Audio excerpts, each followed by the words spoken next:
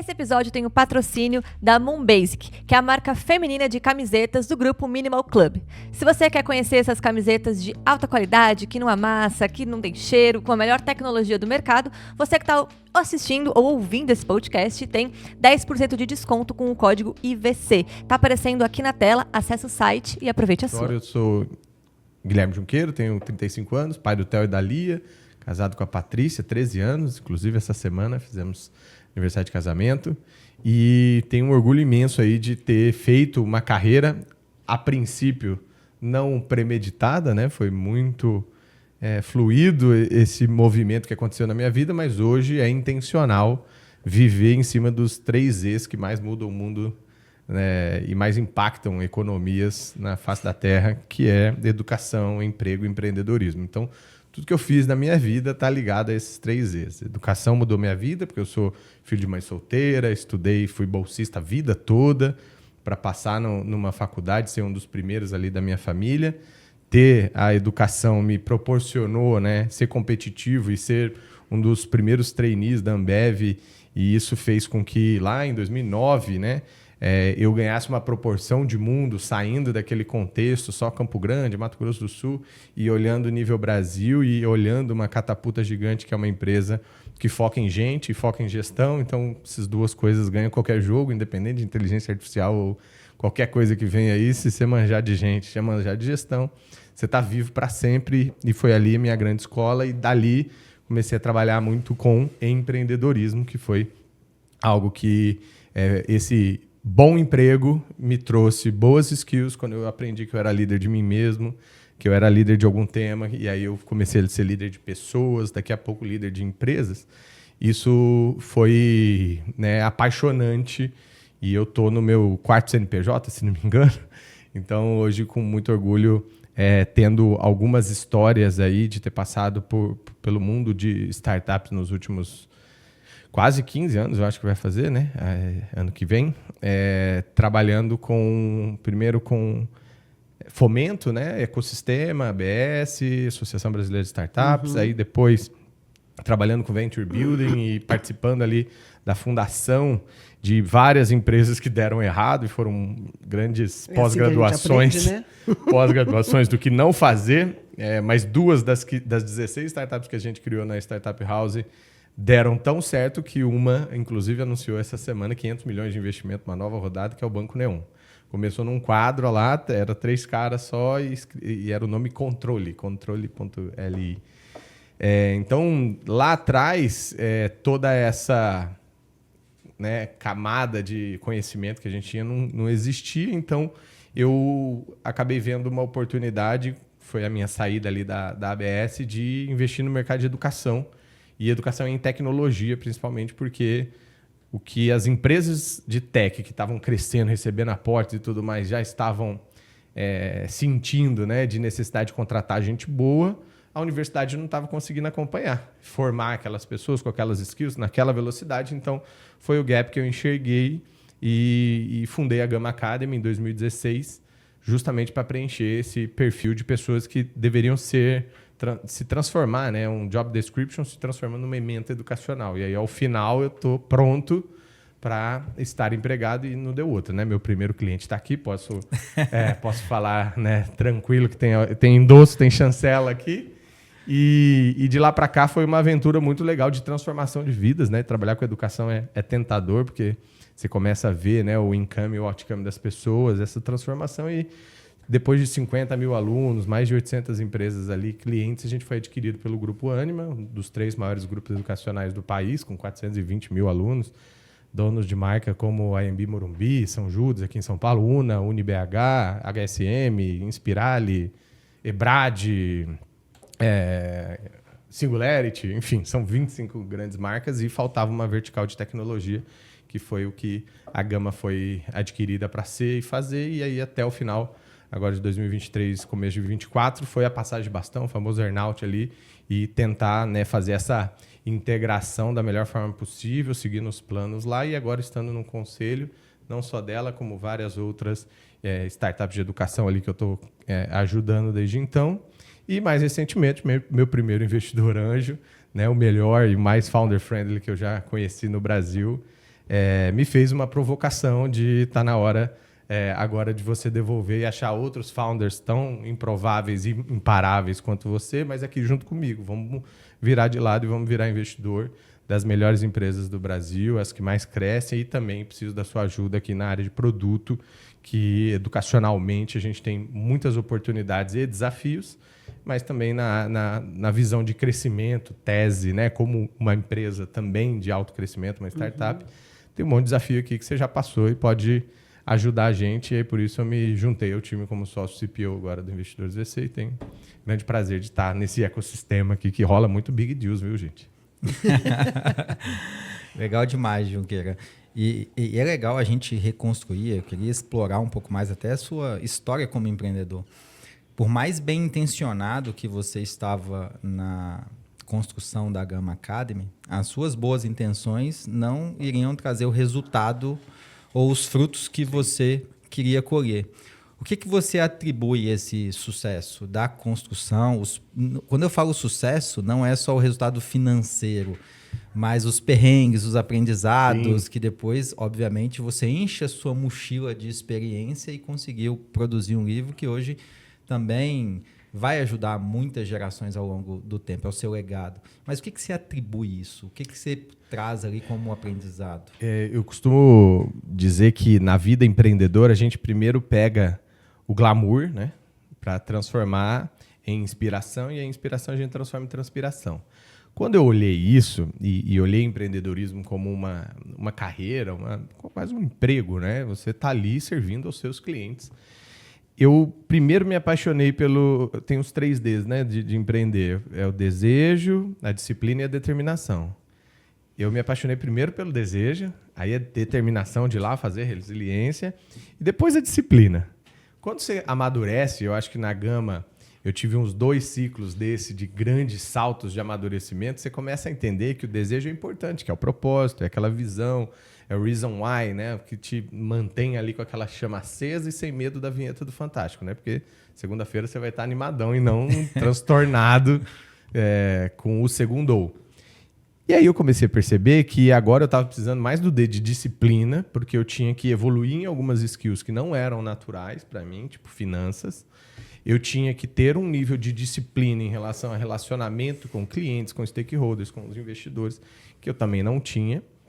E depois eu tinha que continuar com aquela determinação e o desejo vinha por último. Então você vê que altera os fatores, né? Então eles não deixam de existir, mas no começo, quando você está lá empreendendo, Startup Weekend, lá, toda emoção, é só o desejo, aí a determinação e, por último, a disciplina. Então, acho que um dos fatores de sucesso foi o eu empreendedor, estando dentro de uma forma que em constante brasa estava em moldes, né? Estava em formação.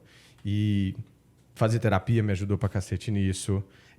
Ter bons mentores do meu lado me ajudou pra caramba. Escolher meus investidores e também dizer não a outros foi fundamental. E durante o processo, aí falando como empresa, né? Depois que o empreendedor está bem, olhando para a empresa, eu sempre fui um cara muito focado em branding. E sempre briguei com outros amigos e founders que não veem valor nisso. Segundo, eu tenho um olhar e um viés muito forte para que a operação interna de uma empresa seja quase que o time de produto para a escala e eficiência. E a gente investiu nisso desde o começo, assim, tendo plataforma própria, que era uma coisa meio improvável, né? Naquela época só tinha, sei lá, Hotmart, olha lá, com plataforma, e era para os outros. A nossa era nossa para a gente mesmo. Tinha a Lura também. Então, a Lura nessa mesma construção. Então, eu sabia que isso potencializaria a escala. E terceiro, uma cultura que eu acho que é o que não dá para copiar, né? Então, das 3 coisas, a que menos dava para copiar a Gama era a cultura. E a gente criou uma cultura muito centrada no aluno, centrada em transformação, fácil de entender para fora, mas fácil também de aplicar para dentro. Então, não era walk the talk, era talk the talk, sabe? Era walk the walk. Então, era o tempo todo a gente falando o que a gente fazia e fazendo o que a gente falava. Então, o tempo todo era um grande exemplo. E aí, quando você fecha o cerco para o mercado, que é o branding, por exemplo, eu tinha endosso, reputação e autoridade, endosso e reputação, nesses 3 pilares de branding. as pessoas achavam que a Gama era muito maior que a Gama era. Então, quando a gente tinha 30 funcionários, tem gente que achava que a gente tinha 200, porque era um negócio de massa crítica, os alunos postando a fotinha com a camisa da Gama e a luvinha. Aquilo lá é tudo símbolos, mensagens que você tá colocando na cabeça do cliente para você ser autoridade naquilo que você ensina. Com a autoridade, você ganha endosso dos clientes falando bem de você. E com esse endosso você vira referência, você vira fonte para a imprensa, por exemplo, que daí é a hora que você ganha reputação. E reputação é feita por quem gera, né? E não para quem é gerido. E isso foi uma das coisas que fez muito sucesso na Gama. Olhar o mercado, olhar primeiro para mim, depois olhar e parecer ser tão bom quanto somos, envolver todos os elementos da marca nisso, conseguir trazer a possibilidade, mesmo que no começo, com pouquinha grana, mas já olhando escala, sempre olhando escala, olhando eficiência, e, por fim, tendo uma cultura que ninguém pega. Então, são 4 grandes pilares que é muito forte. Isso aí é que eu queria explorar um pouquinho mais com você, porque eu vejo que as empresas e muitas startups, de repente, elas não dão o valor que deveriam dar para a gestão da cultura. Porque a gestão da cultura é uma coisa, a cultura é uma coisa que tem que se mover, ela tem que se ajustar.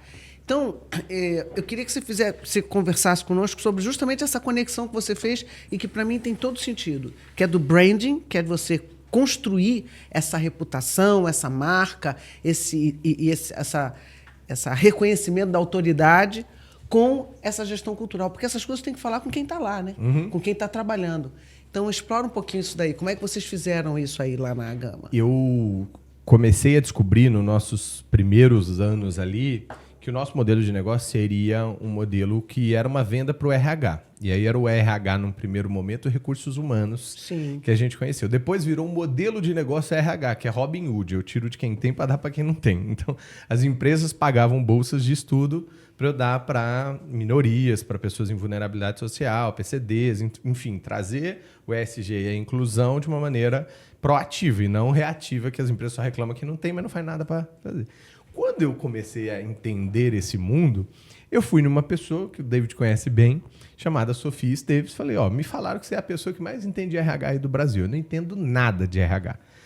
Mas eu vou vender para RH e eu preciso entender como eu estarei dentro dessa caixinha. Como que eu viro uma linha de custo fixa dentro de uma planilha de Excel, de um RP, de uma empresa. Então, era essa a minha meta. No primeiro ano da Gama, 2016-17, a minha incursão em entender de RH foi mas tão grande, que eu comecei a ver, inclusive, as coisas que estavam me ensinando errado.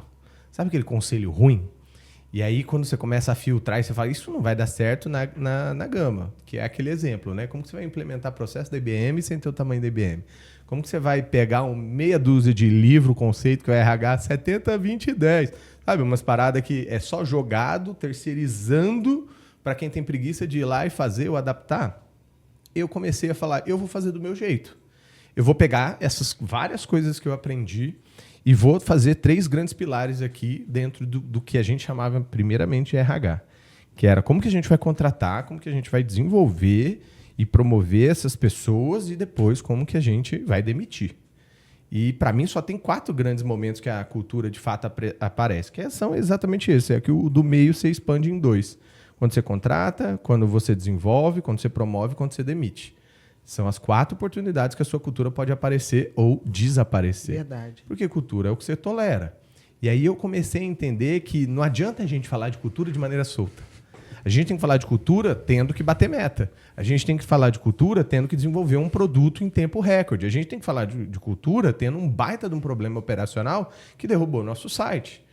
É sobre isso cultura, não é sobre vamos entrar numa sala, design maconha thinking, botar um monte de post-it e blá, blá, blá, e vamos pegar as frases. Eu juro para vocês, eu tive um brother que chamou, você conhece ele, não vou falar aqui para não expor, mas é uma startup maravilhosa. Só que ele falou assim, cara, queria validar contigo o nosso Culture Code. Tinha 1 ano que a gente já tinha o Culture Code, tinha comentado com ele, ele veio pedir feedback para eu ajudar ele.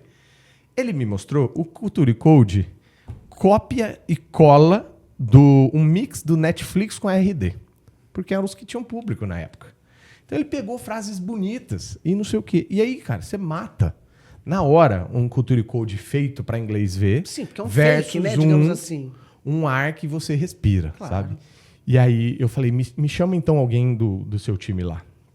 Aí ele chamou. Aí veio as 2 pessoas lá. Aí eu falei, me conta como que você aprende.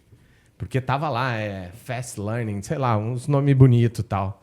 Fala, pô, eu ouço podcast, sabe essas coisas, tipo freestyle. Tipo, não tem cultura de leitura, de todo mundo é nerd pra caceta. Eu já vi a Jus Brasil, por exemplo, todo mundo é músico, cara. É bizarro, eles dão preferência, não só contratam música, mas eles perguntam sobre música.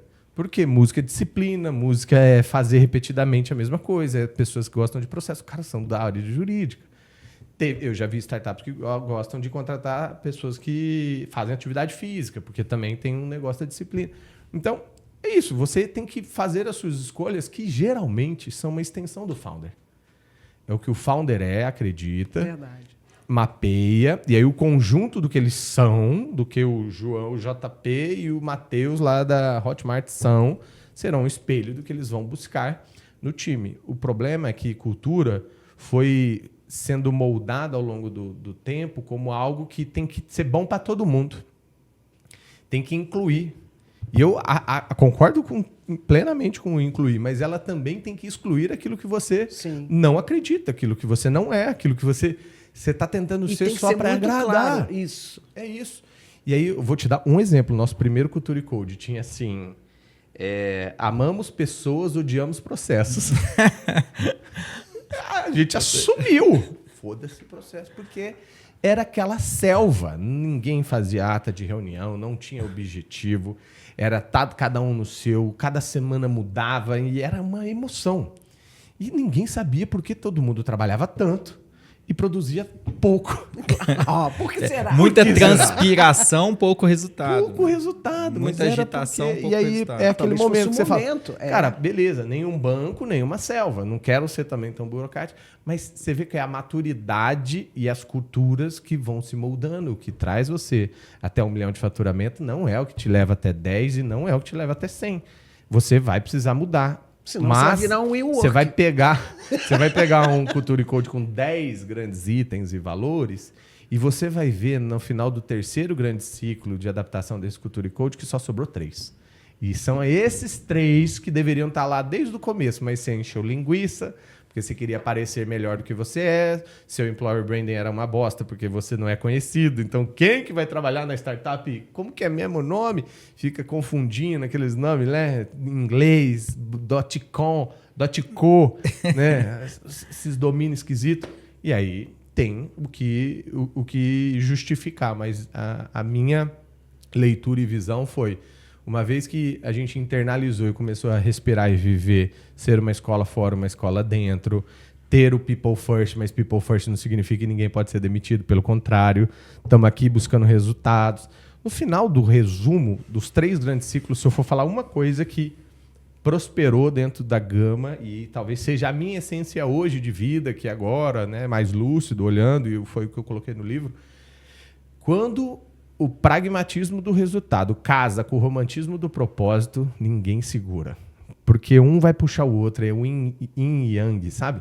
É um negócio do imã, que ele não deixa você se afastar tanto do propósito e do porquê que você está fazendo aquilo, e de que você tem que ser bom para as pessoas, tem que ser leve, você tem que se divertir, mas ao mesmo tempo escreveu, não leu o palco meu, irmão. O mercado que está contra a gente, não é aqui eu estou cobrando você das suas metas, do seu resultado. Você poderia estar num lugar que está muito melhor, pô. Você poderia estar ganhando mais, poderia estar trabalhando menos. Se você quer largar a caneta 5, porra, tem um monte de concurso massa para você. Mas não é aqui, entendeu? Não é aqui que você tem que estar, porque é um desperdício para a sua vida.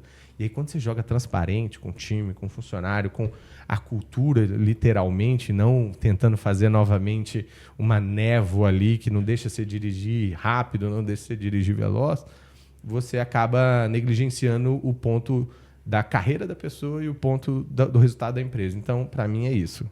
Pragmatismo e romantismo se juntaram, tiveram um filho e se chama a boa cultura. Achei excelente essa sua figura de linguagem aí, achei muito legal. Gostou desse corte? Então já sabe, não deixe de curtir, compartilhar, se inscreve aqui no canal para você continuar acompanhando todos esses conteúdos e indica para um amigo. Te espero no próximo.